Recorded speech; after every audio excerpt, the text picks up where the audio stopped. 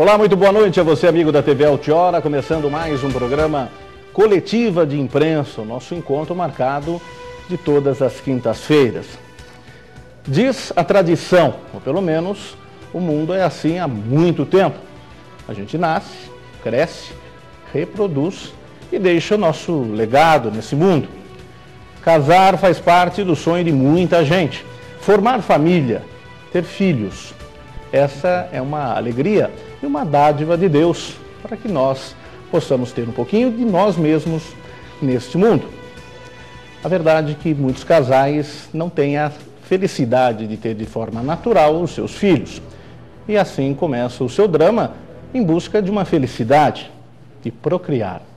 No programa de hoje nós vamos falar exatamente disso, da reprodução humana.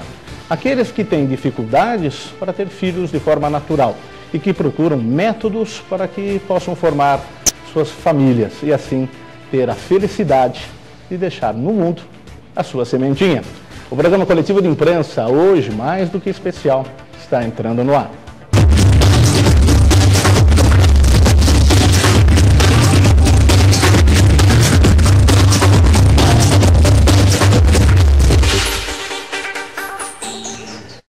O ginecologista, Dr. Fernando Macedo, 34 anos já na medicina, quase metade deles destinados a fazer casais felizes.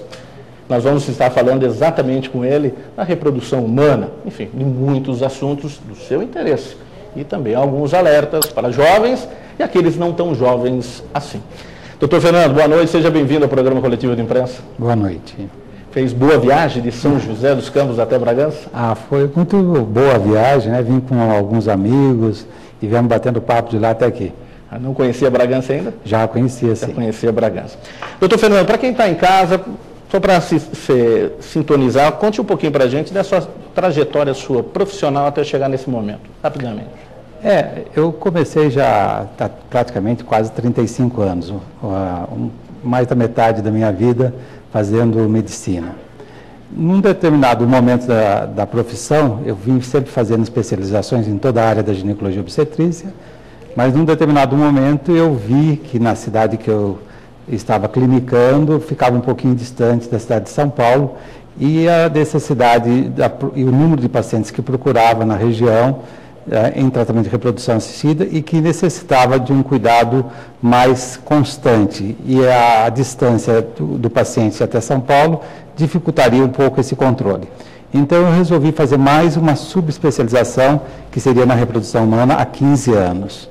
Então, dentro da minha formação científica, acadêmica, faz 15 anos que eu trabalho na área de reprodução humana em São José dos Campos. Doutor Fernando, pelo menos a minha impressão, antigamente as pessoas casavam mais cedo e precisavam ter filhos de forma cedo, né? Hoje as pessoas casam mais tarde, querem constituir pelo menos o seu patrimônio, a sua casa, e vão pensar em filhos um pouco mais tarde. Com isso, há um problema aí que de repente a gente tem de forma, na proporção, um aumento hoje com as pessoas com menos filho, com uma dificuldade maior de detectar o seu problema anterior? Dentro dessa área da reprodução humana, a gente vê, por exemplo, a pirâmide de alimentação, né? As pessoas, elas vão hoje em dia ingerindo produtos agrotóxicos, e isso também vai agredindo o seu físico, diminuindo a quantidade de óvulos, diminuindo a quantidade de espermatozoides. Isso seria um fator alimentar. Dentro dessa parte social, as pessoas hoje procuram ter sua carreira, primeiro ter uma formação acadêmica, universitária, adquirir sua casa, adquirir seu carro, e quando vai dar conta, em termos de ter um filho, essa parte, esse órgão gerador tanto de óvulo, que é o ovário, e do espermatozoide, que é o testículo, eles estão um pouquinho mais com a reserva comprometida. Então, eles vão dar conta que a parte reprodutiva deles precisa, às vezes, de uma ajuda. Então, uma das coisas que a gente sempre recomenda para todos os casais e para todos os colegas dessa área, tanto urologistas como ginecologistas, que tente colocar até no planejamento familiar, nas igrejas, entendeu? Em todas as orientações para que as pessoas coloquem o filho como prioridade. Porque quando a pessoa vai ter conhecimento, vai dar conta da vontade de ter um filho, o tempo é nosso maior inimigo. Existe algum preconceito ainda na sociedade? Quer dizer, o casal que não tem filhos, de repente, o marido fala, não sou eu, é a mulher, porque ao lado do homem, né, da virilidade, ainda tem isso, ou a cabeça está mais aberta em relação a isso? Hoje estaria mais aberta, né? Mas eu já peguei, como eu já tenho uma formação, já sou formado há 35 anos praticamente, então a gente via que no começo dos tratamentos que o sucesso era pequeno, hoje, graças a Deus, o sucesso aumentou bastante, mas a gente percebia que no começo o vilão da história era a parte feminina. Antigamente eu peguei fase em que ia no consultório a mulher e a mãe. Hoje, graças a Deus, o marido tomou conhecimento que ele faz parte dos 50% de causas de infertilidade. Eu já tive casos na minha clínica em que pacientes me questionavam, como a minha formação sempre foi ginecologia e obstetrícia, e que eles me questionavam, perguntando assim, será que o estacionamento não teria jeito de você fazer um estacionamento um pouco mais reservado, para que as pessoas passassem em frente e não vissem meu carro, porque a sua clínica tem um nome de reprodução humana e a gente fica um pouco meio acanhado de entrar aqui dentro? Né? Então, são situações que hoje nós temos palestra uma vez por mês, hoje os casais participam bastante, hoje os maridos, eles procuram, às vezes tem homens fazendo a consulta sozinhos, eles procuram a clínica sozinhos, sabendo que ele tem um problema no espermograma dele. Então, hoje a medicina reprodutiva ela teve um grande crescimento, inclusive até na preservação da fertilidade, que é uma coisa que eu vejo com uma importância muito futurista, né? E que isso sirva também para os oncologistas, né? Em que hoje em dia, quando um paciente, ou um homem, uma mulher, tem um câncer de mama, a mulher, ou um câncer de testículo, ou de pênis, antes de se iniciar a quimioterapia, faça a preservação da fertilidade, guardando esses gametas, tanto o óvulo como o espermatozoide, congelando. Muito bem, já deu para você perceber de casa que o programa hoje é mais do que interessante.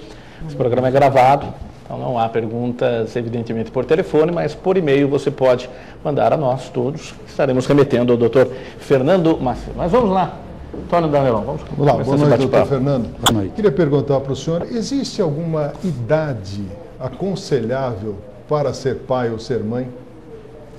Do ponto de vista médico, sim, né? O ideal é que a pessoa tenha uma maturidade física, emocional, né? Que esteja preparado, porque o período da nossa fase adulta é muito longa, mas a nossa infância, a nossa adolescência, ela é muito curta. Então, nós temos que passar por essa fase, tanto da nossa infância como da nossa adolescência. Eu acho que a partir dos 22 anos, tanto um homem como uma mulher, do ponto de vista reprodutivo, estariam prontos, tá? Do ponto de vista físico, teoricamente emocional, tá certo? Indo assim, o pico, então, seria dos 22 até os 32 anos. Uma gravidez, uma gestação antes dessa época, talvez tanto o homem como a mulher estariam um pouco emocionalmente, o senhor deve saber melhor que eu, dessa parte aí, né, da parte emocional, que talvez a gente adquire. Eu tive filhos com uma idade um pouco mais avançada, eu brincava com os meus filhos, falava o seguinte, falava assim, eu sou mais aquele pai que dá para conversar. Agora, aquele pai para correr, brincar, jogar bola, isso eu acho que, por isso que eu acho que pegando um pai mais jovem, ele acompanha mais interage melhor essa criança com o adulto, com o pai e com a mãe. E se a gente ficar muito distante, a gente dá mais ao emocional e o físico fica um pouco aquém, né? Então, eu acho que dos 22 anos até os 32 anos é uma idade ideal para se constituir uma família. Muito bem, muito bem. Quer fazer? Eu concordo com o doutor Fernando. Muitas vezes não se tem a maturidade até depois dos 30, até Sim. depois dos 40. E quando o senhor bem colocou, porque hoje em dia a mulher prioriza, evidente, o seu investimento no seu intelecto e deixa a maternagem ou a maternidade lá para frente, causando muitas vezes situações embaraçosas. Porque hoje, o senhor conhece também o psiquismo feminino, muitas mulheres com 30 e poucos anos já se consideram velhas. Isso é cultural nosso. E elas carregam esse peso. Muitas talvez não tivessem ainda um vínculo afetivo, emocional com alguém e digam, olha, já estou velha. Mas estou velha para quê?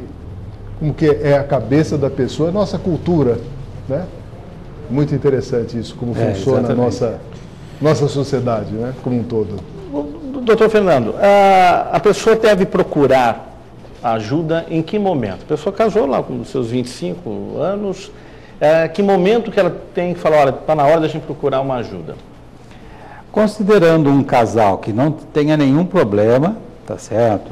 Porque às vezes o casal já tem um estigma, ele já tem um problema. Às vezes o homem no pré-nupcial ele fez um espermograma e está zerado, ou está com um problema. Ou a mulher já entrou numa menopausa precoce, então tem que procurar às vezes até antes de se casar. Mas dentro da grande maioria dos casais, tá certo? Após um ano de um relacionamento, de 2 a 3 relações por semana, que a gente sabe que o espermatozoide vive no corpo da mulher 48 horas e o óvulo vive 24 horas. Então, um casal que tem uma relação por semana, ele já está protegido do ponto de vista reprodutivo dele 3 dias. Então, um casal que tenha 2 relações por semana, de 2 a 3, num período de um ano, e não conseguiu ocorrer a gestação, ele deve procurar uma clínica de reprodução humana especializada nessa área, tá certo? Para que ele tenha uma orientação, um diagnóstico correto e uma conduta correta. Então, não deve postergar isso. Mas a gente tem um slogan, a gente defende uma ideia, quando que devemos tratar um paciente? Quando ele está na nossa frente. Porque o nível de ansiedade de qualquer ser humano é aquele momento dele. Então, às vezes, temos casais de 20 anos que já procuraram a clínica, eles querem um filho agora, tá certo? E nós temos que abordá-lo, orientá-lo com a maior ética, técnica e conduta precisa, mas e temos casais, às vezes, com 40 anos, 45 anos, e ainda não pensam em ter filhos. Nós não podemos embutir nesse casal a maternidade nem a paternidade. Nós temos uma frase que nós falamos, que a mulher nasce mãe, e o homem torna-se pai. A maternidade na mulher é muito mais intensa do que a paternidade. Então, o homem, para que ele veja o filho, às vezes hoje com ultrassom, com técnicas mais avançadas, o homem torna-se pai um pouco mais cedo. Antigamente, via-se quando o neném chegava e olhava, ele falava, parece comigo, entendeu? E a mulher já sabia que ela era mãe, às vezes até mesmo sem ter o atraso menstrual, ela já tinha mudanças no seu próprio físico, percebendo as mudanças da gravidez, né? E muitas mulheres se tornam mães dos seus esposos, não? Sim. Como é forte esse sentido da mulher? A mulher, ela às vezes, às vezes a gente se casa e com a esposa e mãe, né? E diz, segundo psicologicamente, diz que a gente procura a mulher para ser nossa esposa como espelho a nossa mãe, né? Eu não tenho a dúvida. Então a gente se identifica às vezes e elas cuidam da gente e acho que a gente é meio bebezinho ainda, né? E cuidam mesmo, não, doutor? Exatamente. Eu queria mudar um pouquinho o foco a respeito falar sobre da assistência justamente à gravidez. Digamos, o casal chega na clínica do senhor, vem com essa queixa. Olha, não conseguimos, já estamos há um tempo, parece que há algum problema. Como é que os senhores lá na clínica trabalham com a ansiedade do casal? Trabalham com uma equipe multidisciplinar, da qual vão detectar uma ansiedade que, por vezes, pode vir a atrapalhar a reprodução do casal? Nós temos uma psicóloga, a doutora Maria de Lourdes, acompanha os casais junto com a gente, né? Então, existe uma equipe multidisciplinar, nós temos um urologista, nós temos pediatra, nós temos outros ginecologistas, nós temos uma psicóloga que acompanha os casais para nós, e tudo isso é direcionado com o acompanhamento, tanto porque a reprodução assistida ela é bem complexa do ponto de vista, o sucesso preocupa e o insucesso preocupa. Porque às vezes nós temos casais que estão, às vezes, 10 anos sem filhos. Infelizmente, eu já tive 2 casais que tiveram gêmeos e após a chegada dessas crianças em casa, eles se separaram. E existe uma preocupação médica em que a gente está correndo numa situação para constituir uma família. e não para que isso ocorra uma separação. Então, aonde nós vamos colocar essas crianças? Então, existem várias esferas, vários assuntos, e o insucesso, passar um resultado negativo naquilo que anseia aquele casal, da vontade de construir a sua família, de ter seu filho. Também nós da outra ponta do novelo, que assim eu dou o nome, nós ficamos muito preocupados, porque é toda uma ansiedade, um sonho, e que às vezes, e nós temos que abordar esse assunto com o casal, falamos que não tiveram sucesso naquele momento. E o sucesso demais, que hoje a legislação permite, né? Até os 35 anos transferir 2 embriões, de 35 a 39, 3, e acima dos 40 anos, até 4 pré-embriões pode ser transferido. Então, às vezes, tem pacientes que às vezes têm 39, 40 anos com trigêmeos. Como é que vai ficar essa casa? Como é que vai ficar essa situação financeira? Então, tudo isso entra, né? O sucesso demais nos preocupa. E a gente ainda não temos subsídio do governo. Hoje, a reprodução assistida, ela está classificada como doença. Mas isso conseguiu faz uns 3 anos. Hoje ela tem um CID, ela tem um Código Internacional de Doença. Mas até então ela não era tida como doença. Então, não tem subsídio do governo, nem dos convênios. O paciente tem que assumir tudo isso. Então, a gente quer o sucesso o quanto antes. Em busca desse sucesso, às vezes nós estamos complicando a vida do paciente. Tá certo? Então, eles têm que ter muito diálogo, muita conversa, ser uma equipe multidisciplinar. A psicologia, ela tem que interagir em toda essa área, tá certo? Não dá para ficar sozinho. Inclusive, o psicólogo tem que ajudar a equipe toda. Porque para nós, a frustração e o sucesso demais é uma grande preocupação, tá certo? Então, nós fomos procurar subsídios dentro da psicologia. Será que eu estou ajudando? Porque quando a gente faz um tratamento, quando a minha formação foi obstétrica, eu procurei fazer uma medicina que dava prazer.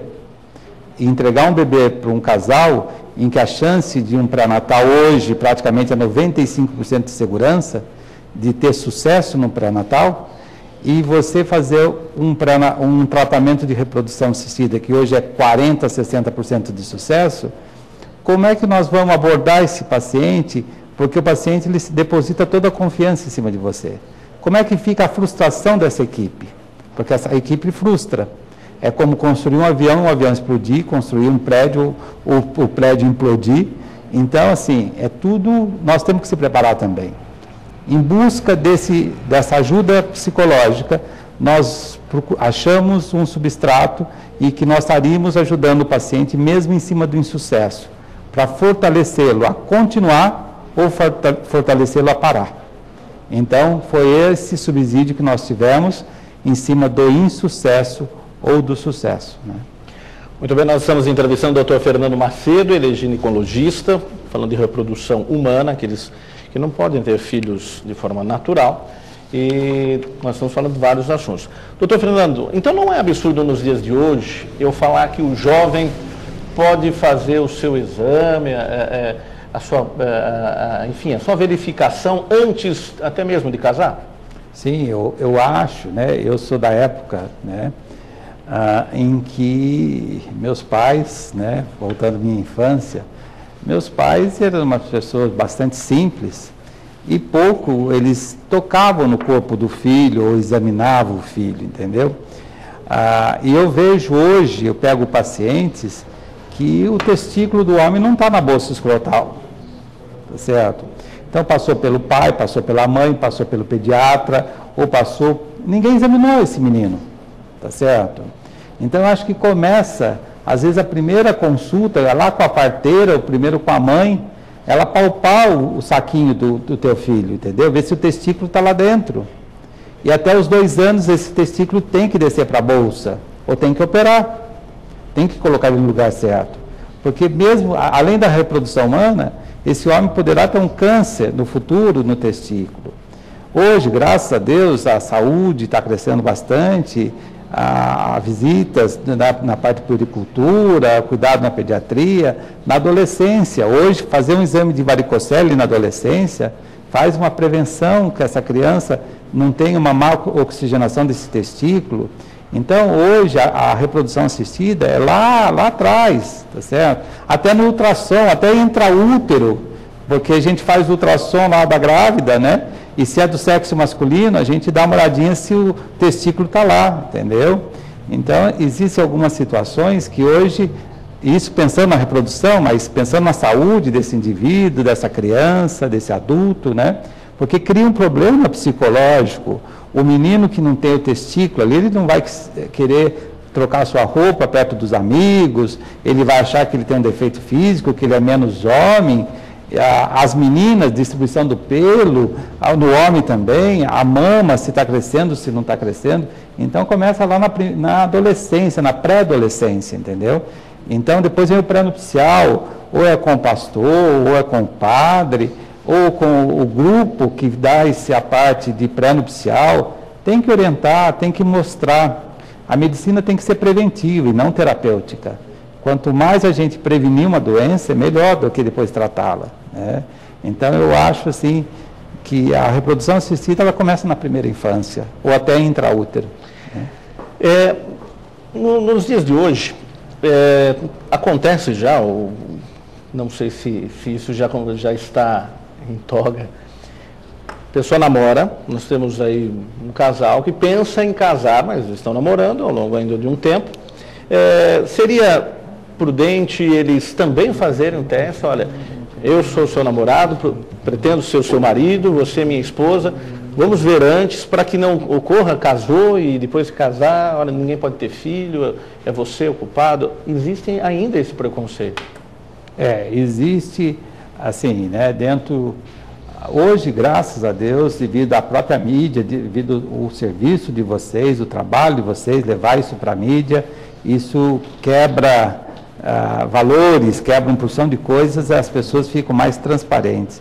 Mas existe, eu peguei fases assim, em que o homem, a mulher é a vilã da história. Se você voltar no passado, a mulher era queimada em fogueira, bruxarias, todas essas coisas, porque a mulher não podia ter filho, então ela era bruxa, né? Útero seco, falava. Útero seco, né? E tinha mil coisas. Depois entramos na fase romana, em que as mulheres só tinham que ter filho homem, né?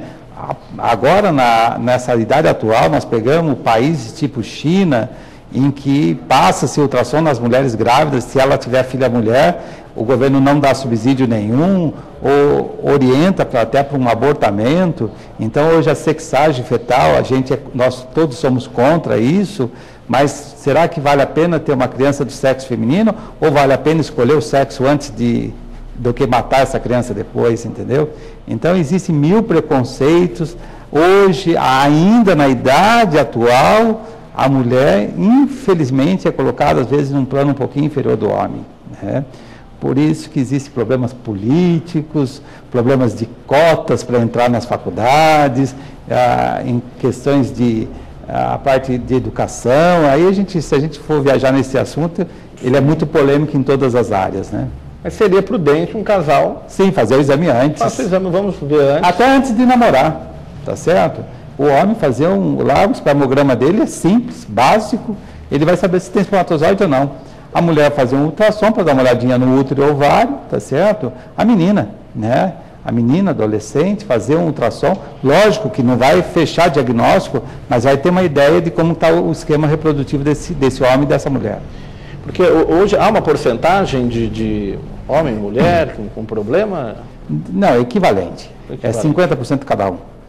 Então, não tem por que razão jogar uma culpa de um lado só. Eu estava ouvindo atentamente, né, doutor Fernando e Antônio Carlos, hoje primeiro casa, depois noiva, depois namora e depois fica, né? Isso. Há uma inversão de valores, bem, enfim, é cultural, é momentâneo.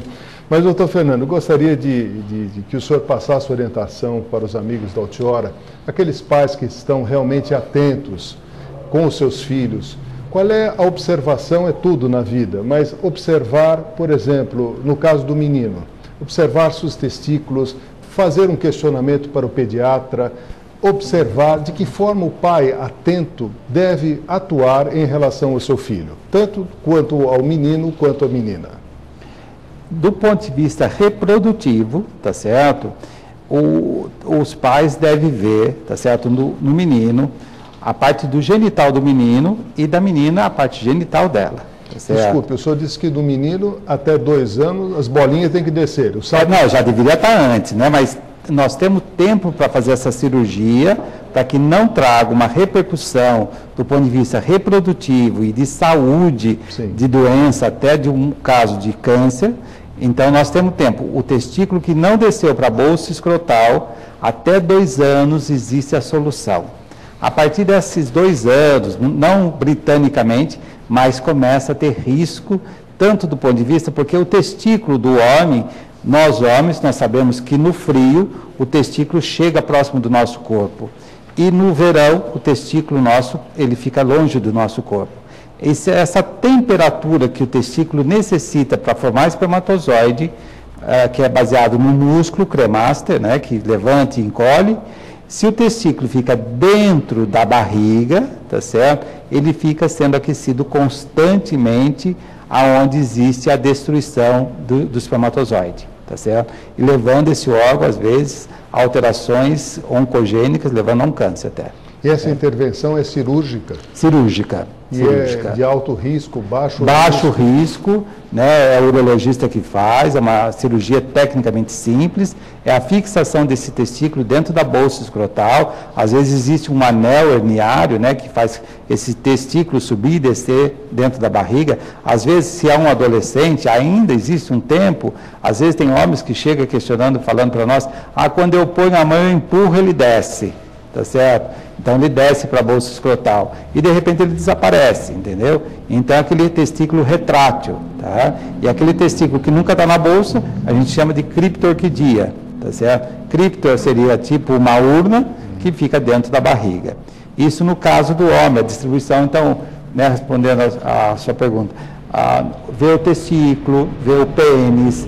Às vezes, né, hoje em dia é muito difícil, mas antigamente a gente tinha muito isso. Às vezes o menino faz xixi para baixo, é uma hipospádia, o canal da uretra, onde ele urina, está urinando no pé, tá certo?